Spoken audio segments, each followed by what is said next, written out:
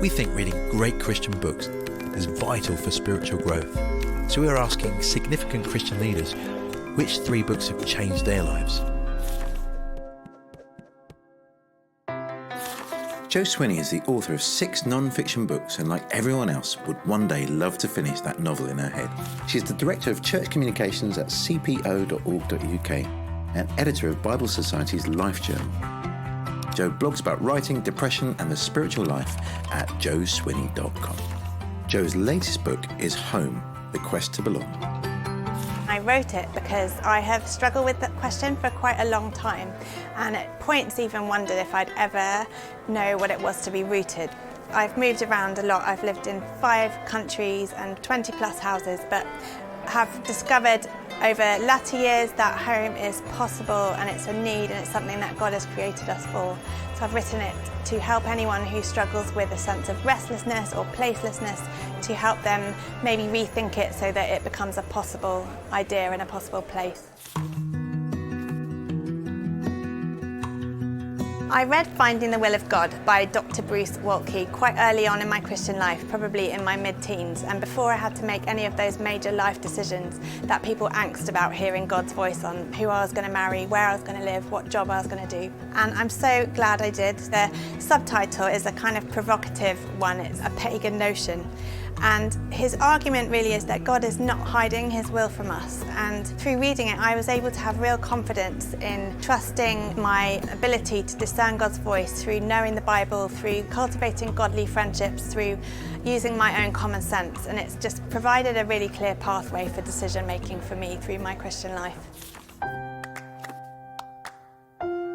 So the second book I've chosen was difficult to choose because actually it's the author who's changed my life, and it's Eugene Peterson. So the book of his that I finally landed on choosing was Leap Over a Wall: Earthly Spirituality for Everyday Christians. He retells the stories of David and through those looks at what a Christian life is like in areas things like friendship and struggle and marriage, all kinds of kind of very gritty everyday things. Got me really excited about the Bible, helped me integrate my faith and my everyday life, and couldn't recommend it more highly. The third book I've chosen is by an American author called Kathleen Norris, and it's called Acedia and Me: A Marriage, Monks and a Writer's Life. It's in my favourite genre, which is spiritual memoir, and she's a fantastic author. So just the language, the poetry of it, the choice of words, it's like a really, really good meal reading it. The idea of acedia was quite a big one for me. It used to be one of the 7 deadly sins, I guess the 8th. It's essentially a combination of apathy and depression and dissatisfaction. And for me, that is something that has blighted me because of the travel I've done, and I've had sometimes a sense that real and exciting life is going on elsewhere. So this book challenged me to re-engage with the present, with the particular place that I was at that time and now, and the community I'm with, and it has set me off on a different pathway. I have loved reading from my very earliest moments, and partly that was because I grew up in southern Portugal without a TV, and reading was my entertainment. I find books are an escapism, but also take me to amazing and new and wonderful places. They challenge me, they have grown my faith and sharpened my mind. It's a bit harder now in adult life to find the time, but I have started recently to prioritise reading again in quite a deliberate way, because if I don't, I feel myself shrinking and becoming dry and small and a bit withered.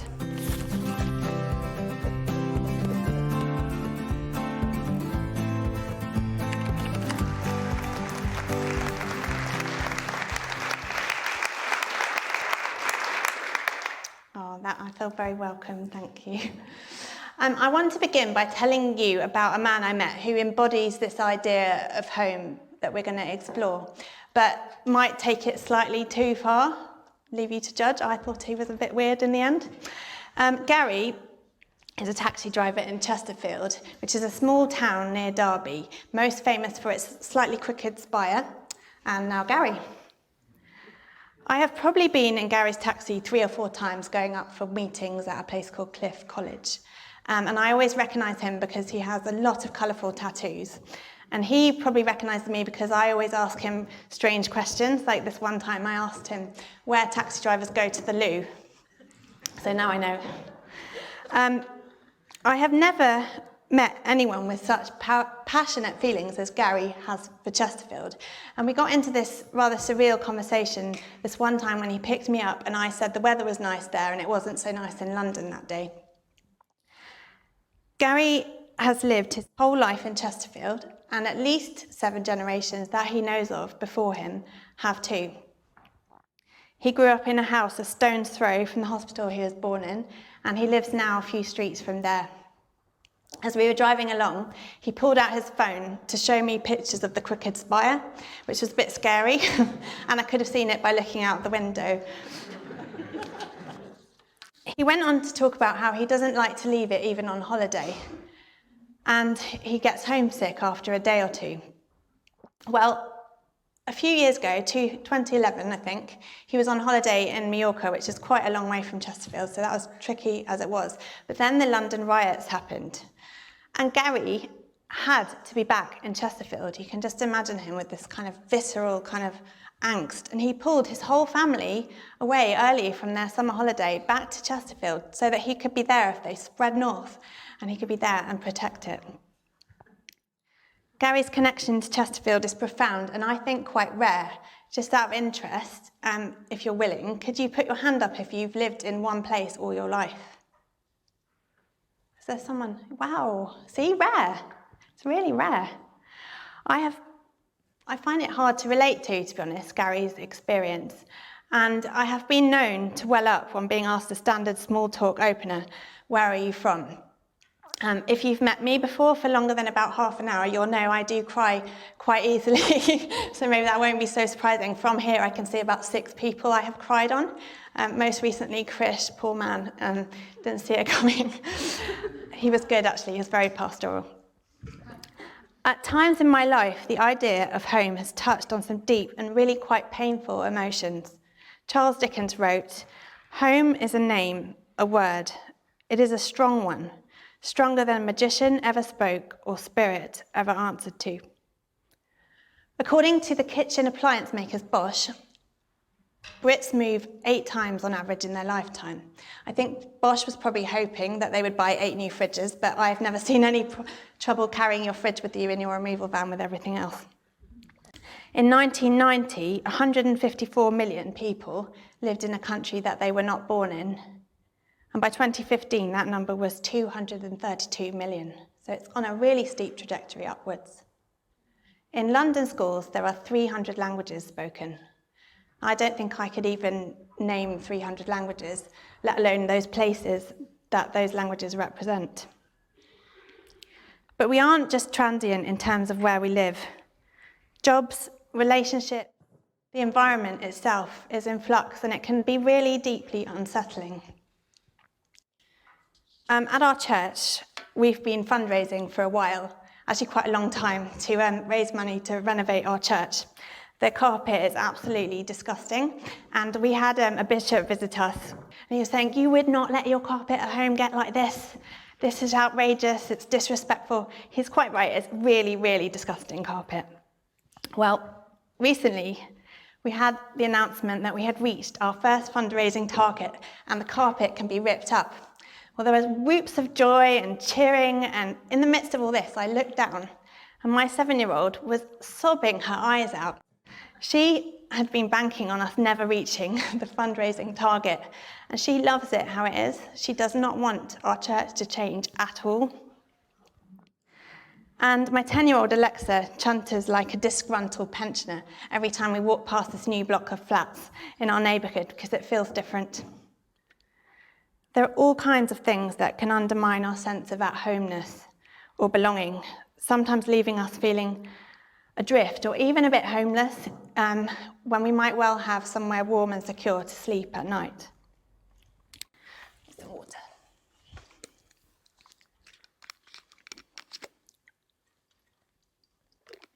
When I was 21, I had quite a profound sense of homelessness. I'd arrived in Vancouver, Canada, to do a master's in theology, moving into a house with 7 Canadian students who actually rotated on quite a frequent basis. Not like round in a circle. Got distracted by that image for a second. It's a very Canadian thing to make yourself dizzy of an evening. Although I had an English passport, English parents, and an English accent, at that point in my life, England was nowhere close to being home. I was born in England and lived here until I was 5. My dad did a 3-year curacy at a church on Merseyside. And before we left that church, I remember feeling a really strong sense of ownership over it, rushing up and down the aisles after a service, feeling like it was my own playground, and I had all my friends there. Everyone knew me. I think I felt a bit like a celebrity. So when I was 5, we moved to the Algarve, tough missionary posting, and they started the Christian environmental charity, Arosha. For most of those years, those 12 years that we lived in the Field Study Centre, we had a lot of other people coming and going. It was a community life, and I loved it. But goodbyes were frequent and they were hard. During those 12 years, I came over to school in England when I was 13 through till 18, actually Dean Close, here in Cheltenham, so I will not blacken the name of the wonderful Dean Close. I wasn't particularly happy there for some of that time. And it certainly didn't feel like home. When we left Portugal, my parents set out on a globe-spanning sabbatical, lasting eventually about 2 years or a little less. We used my grandparents' address for mail, our stuff was in storage, and halfway through that, I left school and went off to Zimbabwe. Most of the year to volunteer in a rural primary school and on an AIDS awareness project, and to do a bit of misbehaving. That's another story. When I came back, it was to southern France, where Mum and Dad had moved. And they picked me up at Marseille, and it was one of those amazing Provençal nights. Everything was kind of hot and beautiful and humming, and we drove through these ridiculously gorgeous villages, and I thought, this will be a good place for my new home. For the next 3 years, I shuttled back and forth between there and Birmingham, and didn't really put roots down in either place. And straight after graduation, there I was in Canada. I was close to my family, but they were a long way away, and so were my friends. I had arrived with a backpack and a suitcase, and I had a few boxes in my aunt and uncle's cellar, which when I went to retrieve them 4 years later, I really wondered what on earth I was thinking. They were like very random collection of stuff. I had no plans for what to do or where to do it after I'd finished my studies at Regent. I think I had all but given up on the idea of a home in this world, although I firmly believed in one in the next. The way I coped with what was actually quite a bleak conclusion was to decide that being nomadic was very, very holy and superior. Unlike holy people with mortgages, or people who tied themselves to one place on the map, or who lived what I judged to be parochial little lives in the same country, I was above such things. The world was not my home. Like the person who wrote Psalm 84, I had set my heart on pilgrimage, and like Abraham, if God told me to go anywhere, I'd go, so long as it was not India. Still haven't been to India, and I'm sure it's wonderful. All this changed during a class I took called the Christian Imagination. We had to do a project of some kind at the end, and I decided to do a painting. I had made friends with an artist, a real, proper, true artist, called Linda, who had an art studio that was a glass box suspended over the Pacific. And she used to make amazing creations out of things like dryer lint that meant something about, I don't know, community or something. So she was playing with this technique, which involved doing a really nice painting and then getting soapy water and blowing on it with bubbles and ruining it. But I was kind of trying to be arty and go with it, so I did my nice tree and then I ruined it with the soapy water, and the tree was in space. And I put psychedelic flares everywhere because I wanted to convey how cool and how happy the tree was about being dangling free and not attached to anything or anyone or anywhere. And I came to present this rather awful bit of artwork to my class, and my professor looked at it, and he didn't make a comment on the artistic craft, but he did say, trees can't live in space, they need soil.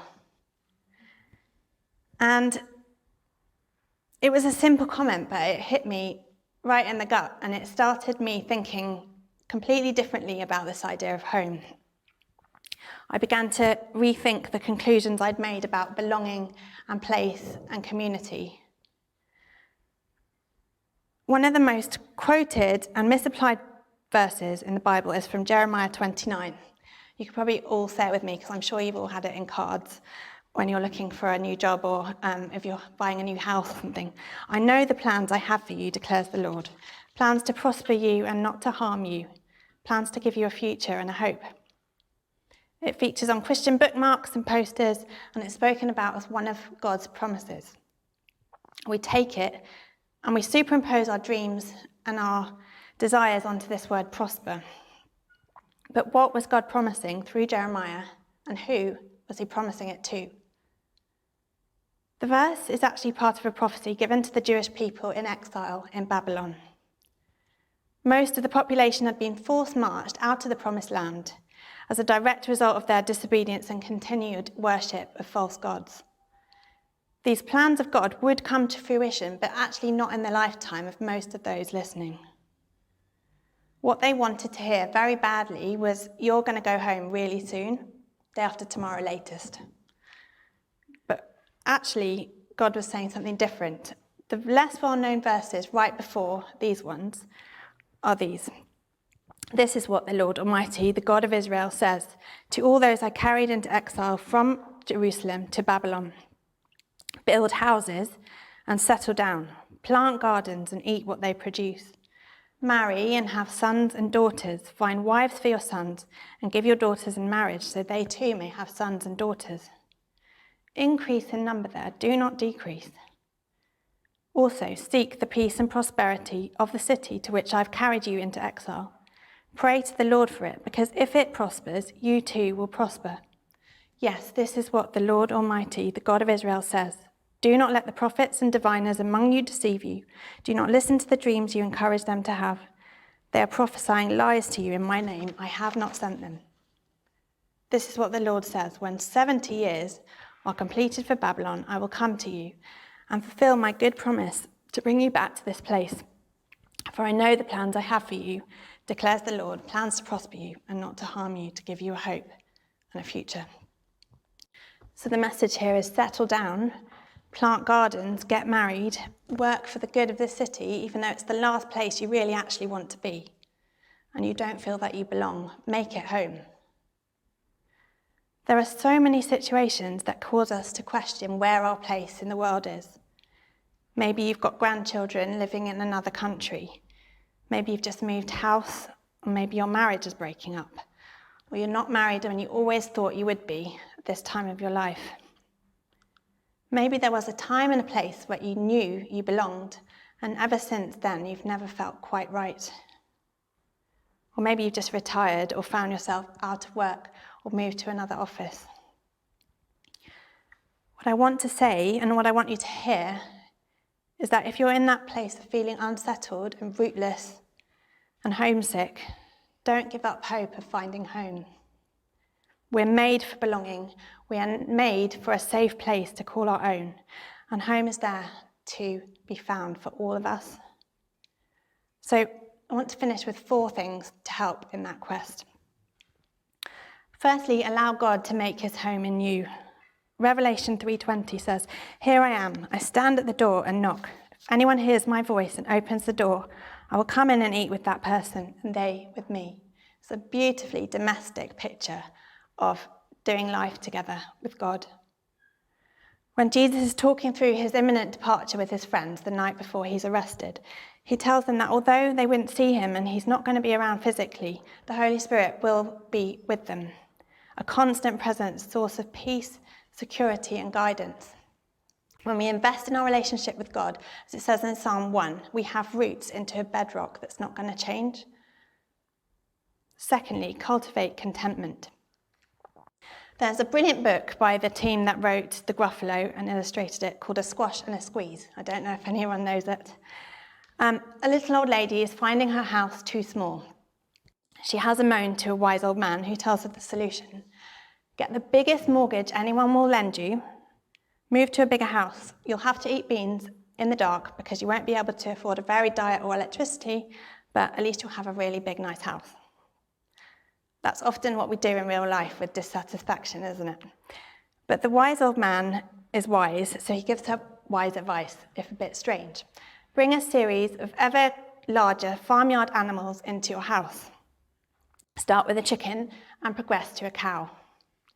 So she trustingly carries out his instructions until she's overwhelmed by the chaos, at which point the wise guy tells her she can now evict all her housemates. And she looks around and she realises it's actually really nice and big and quiet and clean now. Sometimes we just need to look at our situation with different eyes. Embrace where you are and the people you are with. Make a choice to live now in this place with these people. Refuse to be envious of other people's houses or families, or to hanker for somewhere you left, or to hold out for some future place. If we've got any hope of making home, it's going to be here and now. Thirdly, know and tell your story. In the Old Testament, the Jewish people told and retold their stories. They came into being with a promise made to Abraham. He would be the father of a nation, conceiving a child in extreme old age. He would be given a land. They were saved from a famine. They grew numerous. They were rescued from slavery. They were fed in the desert. They were special and chosen. This was the narrative into which each of their individual lives fitted. Our stories weave fragments of our lives together so that they become coherent and we can see their meaning, purpose, and direction. And fourthly, offer hospitality. Open up yourself, your house, your circle of friends, and your house, I've always said house, sorry, and be a home for those who need one. I was talking about home in the summer to a group, and a lady wanted to share her experience, and it sounded like it was going to be a really heartwarming story to begin with. She spoke about how at one point in her life she'd lived in this sort of picture-perfect cottage, and she'd had some kind of business like a wood-burning stove business and a lovely husband and 2 kids, and the neighbours would come around and they'd all eat cake on the grass together, that kind of rosy picture. And then bit by bit, like Job, everything got taken from her until the point where she was there in this group that I was with, saying that I'm in a high-rise block, it's ugly, I have no family, I have no friends, I have no community. How am I supposed to make home there? And I took a bit of a risk and asked her a question back. And I said, you said that no one speaks to you in your building. Have you thought about speaking to somebody? Have you thought about asking someone in for a cup of tea maybe? And at the end, several people came up to me and said, I'm going to do that. I'm going to start bringing people into my house, and I think that might be the key to it feeling more like home. So I hope that particular really sad lady maybe made some friends that way. So allow God to make his home with you, cultivate contentment, know and tell your story, and offer hospitality. We can live in the full confidence and hope of an eternal home in heaven, but we don't have to wait. We can make home here and now.